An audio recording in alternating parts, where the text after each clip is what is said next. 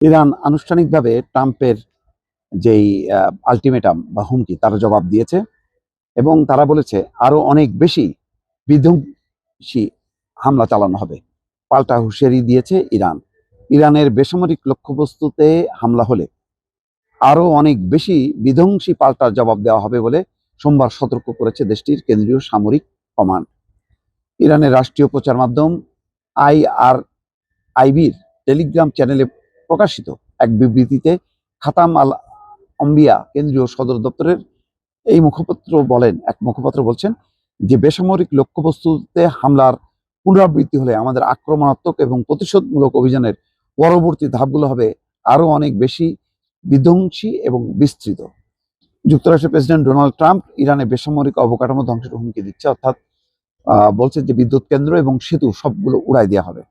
Hormuz প্রণালী খুলে দিতে একটি চুক্তিতে আসতে তেহরানের উপর চাপ সৃষ্টির লক্ষ্যে তিনি এই হুমকি দেন। এখন পাল্টা হুমকি দিল ইরান। আরো গণমাধ্যমগুলোতে এসছে যে ধ্বংসযজ্ঞের হুমকি ট্রাম্পের, ইরান অনড়। যদিও এর মধ্যে একটা মানে আলটিমেটামের প্রস্তাব নিয়ে আলোচনা হচ্ছে, তার ভবিষ্যৎ কি বোঝা যাচ্ছে না।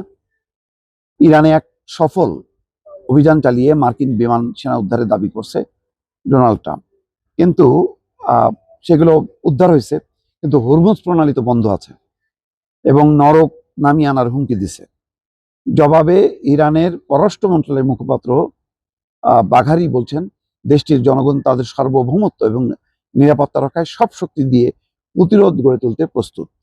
এখন হুমকি পাল্টা হুমকি চলবে নাকি মানে এর কোনো ৪৫ দিনের যে যুদ্ধবিরতির শর্ত সেটা সামনে আসবে, জিনিসটা খুব ক্রুশিয়াল। কারণ ইরান বারবার বলছে যে অস্থায়ী যে কোনো যুদ্ধবিরতির প্রস্তাব বা বন্ধ এটা কোনো সমাধান না। তারা চায় স্থায়ীভাবে যাতে একটা চুক্তি হোক, যাতে আর এই টেনশনটা না হয়। টেনশন হলে ইরান তার জনগণের উন্নতি করতে পারবে না এবং তাদের দেশের যে সংকট সে সংকটটা থেকে যাবে। সেই কারণে তারা একটা স্থায়ী যুদ্ধবন্ধ চায়, কিন্তু ট্রাম্প তাতে রাজি না এবং তার লক্ষ্য হচ্ছে অব্যাহতভাবে মানে হামলা চালায় যাওয়া এবং কুপকাত করা। তো এই অবস্থার মধ্যে আবার তেহরান প্রদেশে মার্কিন ইসরায়েলি হামলায় 6 শিশু নিহত হয়েছে এই খবর পাওয়া যাচ্ছে। এমনকি তেহরানের একটি বিদ্যালয়ে হামলা হয়েছে, কিছু এলাকায় গ্যাস সরবরাহ বন্ধ আছে। এইভাবে চলছে। আর অন্যদিকে স্টার সানডে লেবাননে ইসরায়েলি হামলায় 14 জন নিহত হয়েছে। লেবাননও থেকেও হিজবুল্লাহরা হামলা চালাচ্ছে নিয়মিতভাবে ইসরায়েলে, এবং হুতিরাও একদম সর্বশেষ যে ঘটনাটা ভয়ঙ্কর, যে তারা এই একটা যুদ্ধ নৌবহরে, ইসরায়েলের নৌবহরে হামলা চালাইছে। ক্ষয়ক্ষতির পরিমাণ জানা যায়নি।